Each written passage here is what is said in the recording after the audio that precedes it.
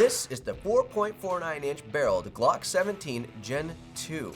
This particular one is a law enforcement trade-in, and being a trade-in means a few things. This semi-auto pistol is already broken in, and it was taken care of, but will show some normal wear and tear that you would expect. It also means any cost savings are passed on to the consumer, i.e., more than likely, you.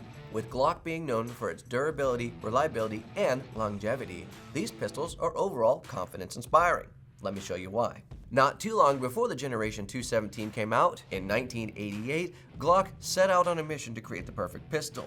Some say arguably that he did. May he rest in peace. Without further ado, let's dive into the pistol, starting with the tip. The Generation 2 itself does protrude out the barrel just a little bit more from the slide than you would expect on some of the newer pistols, as you can see here. Not a big deal or anything, just something I thought was noteworthy. Up top of the Generation 2, you do have your front white dot sight with 2 rear dots on the rear sight. Now, these are Trijicon sights. Depending on which version you get, most of the time these sights are going to be aftermarket. These in particular are night sights. Your mileage may vary with some of these. They may work, they may not. They are a little bit older, and it just depends on how long these sights have been on the pistol. So whatever you get in the box may vary just slightly from what I have right here. That being said, just behind the barrel, you could see that the Glock is more squared off than it is on the Generation 5s. Where they chamfered the corners, this does not have that, giving it more of a nostalgic look. You can see a little bit of that wear and tear right up on the front here. It kind of looks like one of those jeans that you buy that are already looking pre-worn. Heading to the back, we do get rear slide serrations. These are fairly deep and do work as expected.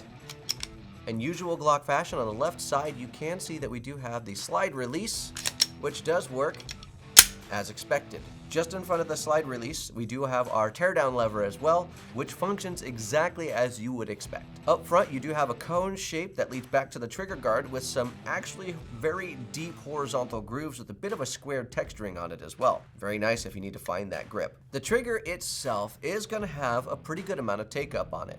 Let me show you what I mean. Pulling the trigger does have a pretty good amount of take-up, especially when you consider that it does have a trigger safety inside of it. You pull the trigger safety back, then the trigger itself hitting a very clearly defined wall. The trigger brake is a little bit on the spongy side with a decent reset on it with another brake. Overall, a very predictable trigger, one that you'd be able to pick up and know how to use immediately if you have already used a Glock in the past.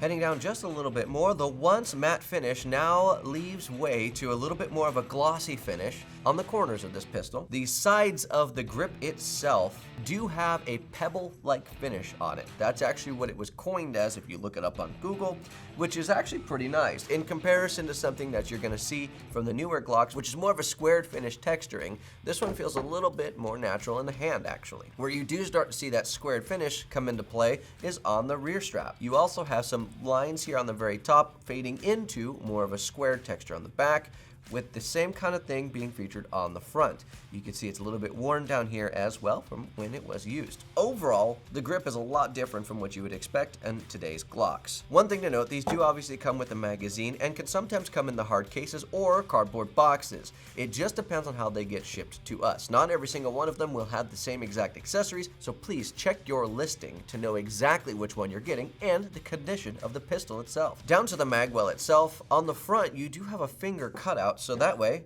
if you have to, pry out the magazine for any reason, you can get your finger under there and really grip it. Not to mention, on the back, you can also pull it on this side as well, so you can really get a grip for any malfunctions that you may encounter. Now onto the mag release. It is a thin vertical mag release, which is fairly easy to find, and it does almost fit right in with the side of the grip itself, making it very difficult to press by mistake. All in all, this is in very good condition and functions as you would expect. In conclusion, Glock has created a firearm that could be called all-reliable. Known for its durability and dependability, makes this a hard pistol to pass on. Couple that with this being a piece of history, the Generation 2 pistol being used from 1988 to 1998, makes this something to be on your short list for sure. If you have any experiences with the Glock 17 Gen 2, please feel free to leave a review. We would love to see your comments. That is all I have for you today. God bless. It is time to end.